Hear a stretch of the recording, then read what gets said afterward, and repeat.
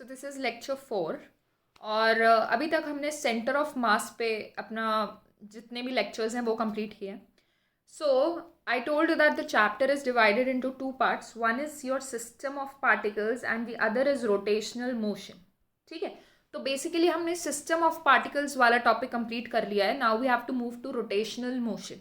Okay, rotational motion start करने से पहले एक थोड़ा सा ओवरव्यू हम लेते हैं इस चैप्टर में हमको आगे क्या क्या पढ़ना है. Plus rotational motion in itself is a difficult chapter थोड़ा सा, तो ये तब तक डिफ़िकल्ट लगेगा जब तक आप इसे लीनियर या ट्रांसलेशन मोशन के साथ कंपेयर करके नहीं पढ़ते हो.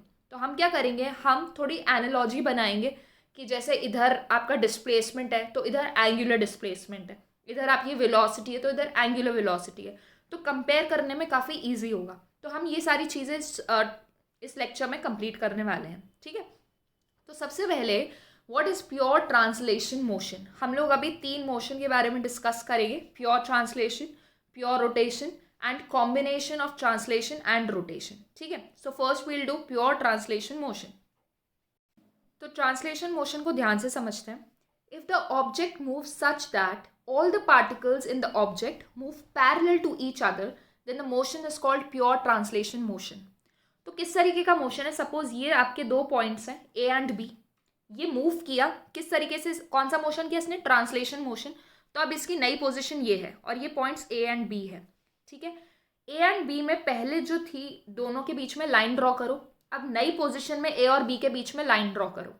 अगर ये दोनों लाइंस आपस में क्या है, पैरेलल, ये दोनों लाइंस आपस में पैरेलल है अगर, तो this motion is called translation motion.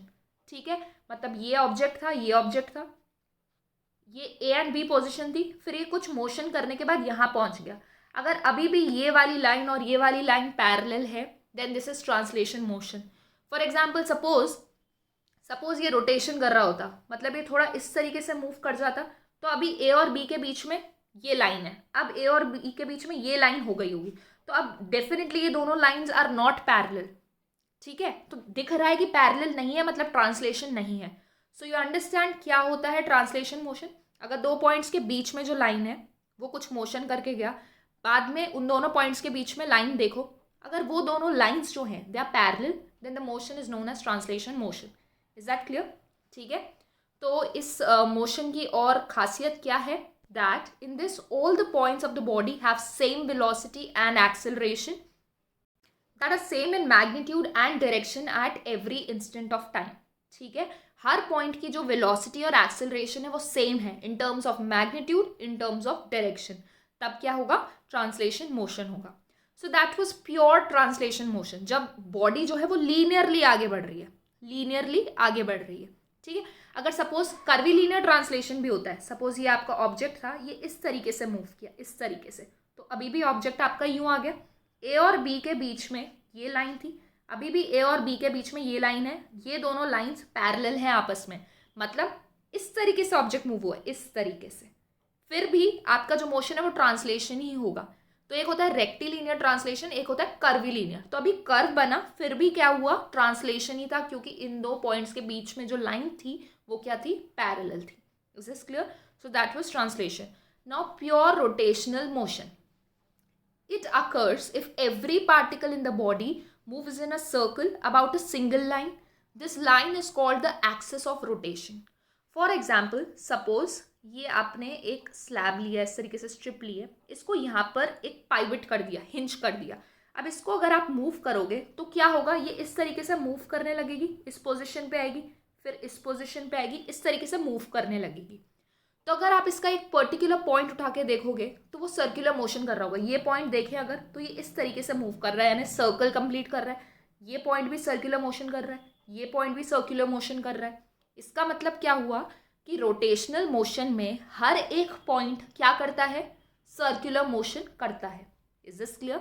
ठीक है, और अगर ये किसी एक एक्सिस के अराउंड, जैसे ये सपोज हमने एक एक्सिस बना दी, इस तरीके से कोई चीज़ रोटेट कर रही है, मतलब इस हर पार्टिकल इस एक्सिस के अराउंड सर्कल फॉर्म कर रहा है, तो इस लाइन को हम बोलते हैं एक्सिस ऑफ रोटेशन. क्या बोलते हैं, एक्सिस ऑफ रोटेशन. ठीक है, अब इसके बारे में क्या पॉइंट है, एक और then the radius vectors from the axis to all the particles undergo same angular displacement at the same time. मतलब अगर सपोज ये चीज़ आपकी मूव कर रही है, ठीक है, ये मूव कर रही है इस डायरेक्शन में, अगर मैं बात करूँ ये वाला जो ऑब्जेक्ट है इस पॉइंट पर, तो इसका डिस्प्लेसमेंट कितना हुआ, ये यहाँ से यहाँ आया, तो इसने कुछ एंगल कंप्लीट किया, तो इसका एंगुलर डिस्प्लेसमेंट ये पर्टिकुलर एंगल हो गया, ठीक है. अगर मैं इस पॉइंट की बात करूँ तो ये इधर घूम के यहाँ पर आ गया, तो इसने भी तो सेम एंगल कंप्लीट किया है, तो हम बोल सकते हैं कि सेम एंगुलर डिस्प्लेसमेंट हुआ इन पॉइंट्स का, ठीक है. So that was about pure rotational and pure translation. अगर हम कंबाइन कर दें तो इसका एग्जाम्पल होता है रोलिंग, ठीक है. रोलिंग में क्या होता है कि ऑब्जेक्ट आगे भी बढ़ रहा है, व्हील आगे भी बढ़ रहा है, मतलब आगे की तरफ डिस्टेंस कवर कर रहा है, तो ट्रांसलेशन, और इस तरीके से रोटेट भी करता हुआ जा रहा है, इस तरीके से रोटेट करता हुआ ये आगे बढ़ रहा है, मतलब रोटेशन भी हो रहा है एंड आगे की तरफ डिस्टेंस कवर कर रहा है, इसलिए ट्रांसलेशन भी हो रहा है. Is this clear? So this was combination of translation and rotational motion. तो जैसे मैंने बोला कि अगर हम सिर्फ रोटेशन की चीज़ें डायरेक्टली पढ़ेंगे तो थोड़ा डिफिकल्ट होगा, इसलिए हम कंपेयर करके पढ़ेंगे ट्रांसलेशन एंड रोटेशन को, ठीक है, ट्रांसलेशन एंड रोटेशन को. तो आप खुद भी सोचो, जब कोई ऑब्जेक्ट एक रोटेटरी मोशन कर रहा है, मतलब इस पॉइंट से इधर मूव कर रहा है, तो ये जो है ट्रांसलेशन भी हो रहा है, रोटेशन भी हो रहा है ना, मतलब ये देखो इसका डिस्प्लेसमेंट ये कवर हुआ है और यहाँ पर इसने एंगल कवर किया है, मतलब एंगुलर डिस्प्लेसमेंट भी हुआ, डिस्प्लेसमेंट भी हुआ, मतलब हम कंपेयर कर सकते हैं ट्रांसलेशन और एंगुलर क्वांटिटीज, ठीक है. तो कंपेयर करते हैं. सबसे पहले आता है पोजिशन. पोजिशन एक्स होता है और उसका यूनिट मीटर होता है इन ट्रांसलेशन. एंगुलर में एंगल होता है एंड उसका यूनिट क्या होता है, रेडियन होता है, ठीक है. डिस्प्लेसमेंट क्या होता है, चेंज इन पोजिशन, तो हम बोल सकते हैं डेल्टा एक्स एंड इसका यूनिट मीटर होता है.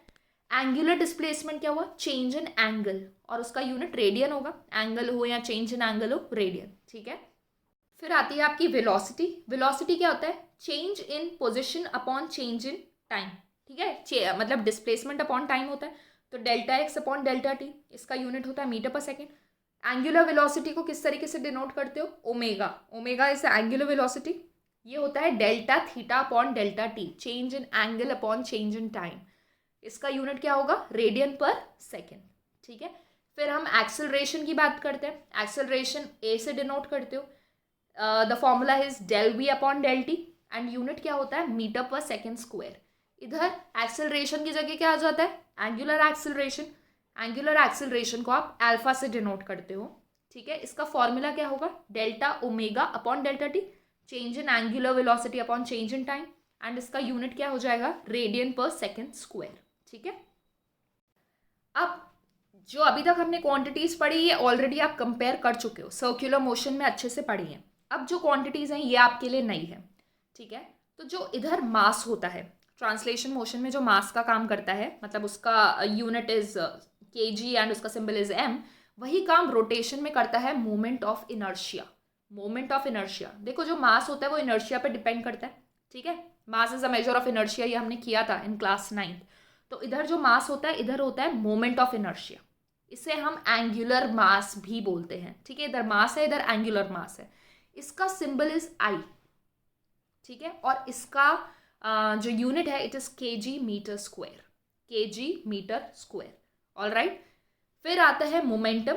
मोमेंटम आपका पी से डिनोट करते हो, इसका फॉर्मूला होता है M V, this is linear momentum, and इसका फॉर्मूला क्या होता है, सॉरी, इसका unit is KG metre per second.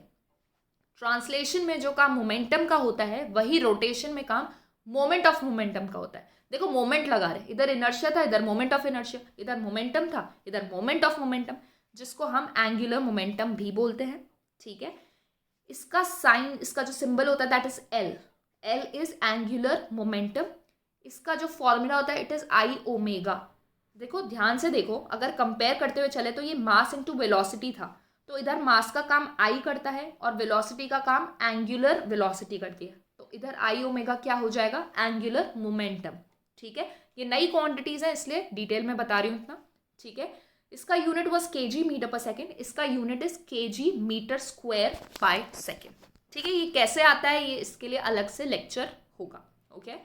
फिर आता है फोर्स. फोर्स का symbol is F, formula is M A and unit is Newton.